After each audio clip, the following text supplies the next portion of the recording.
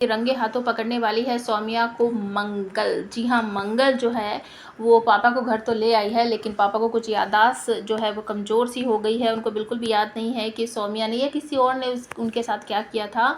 तो इसी का फ़ायदा उठाती हुई आप सबको नज़र आएगी सौम्या। सौम्या रात के अंधेरे में जाने वाली है पापा के कमरे में, और उसे ऐसा लग रहा है कि अगर जल्दी से जल्दी इस बुढ़े का कुछ नहीं किया तो ये मेरी सारी पोल पट्टी खोल देगा, और फिर आदित्य तो मुझे इस घर से बाहर फेंक देगा और पता नहीं क्या करेगा। सौम्या ये सब सोचकर बहुत ज़्यादा बेचैन हो रही है। दूसरी तरफ आपको देखने को मिलेगा कि मंगल रात के समय पापा के कमरे में से बाहर निकलती है, वो पानी वगैरह लेने जाती है। तो इसी समय का फ़ायदा उठाकर सौम्या पापा जी के कमरे में जाएगी और ये सोचेगी कि मुझे अभी तुरंत ही कुछ करना पड़ेगा इस बुढ़े का, नहीं तो ये तो मेरी पोल पट्टी खोल कर रख देगा। तो वो जो पिल्लो होता है ना, मतलब तकिया, उसे उठाकर पापा के मुंह दबाने की या कुछ करने की वो कोशिश कर रही है। तभी अचानक से आ जाती है मंगल और शोर मचा देती है कि सौम्या जी आप यहाँ क्या कर रहे हो, आप कैसे आ गए यहाँ पर, आप कर क्या रही थी, इस तरीके से वो बोलती है। तो सौम्या बिल्कुल डर जाती है और घबराहट के मारे उसके मुंह से बस मैं कुछ ऐसा नहीं कर रही थी, मैं तो कुछ भी नहीं कर रही थी, इस तरीके से बोलती है। और उसकी आवाज़ सुनने के बाद आदित्य और अम्मा भी वहीं पर आ जाते हैं। तो मंगल जोर जोर से बोलने लगती है, आपकी हिम्मत कैसे हुई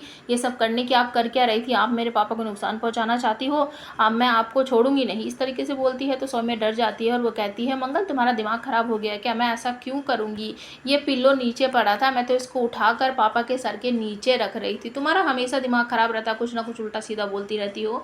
तो यहाँ पर जो आदित्य है वो सौम्या का ही साथ देता है और कहता है कि अच्छा ठीक है, चलो पिल्लो रख दो और चलो, पापा सो रहे हैं, उनको डिस्टर्ब नहीं करते हैं। तो आप हमें कमेंट करके बताओ क्या मंगल को शक हो चला है सौम्या के ऊपर कि ये सब कुछ सौम्या ने किया है।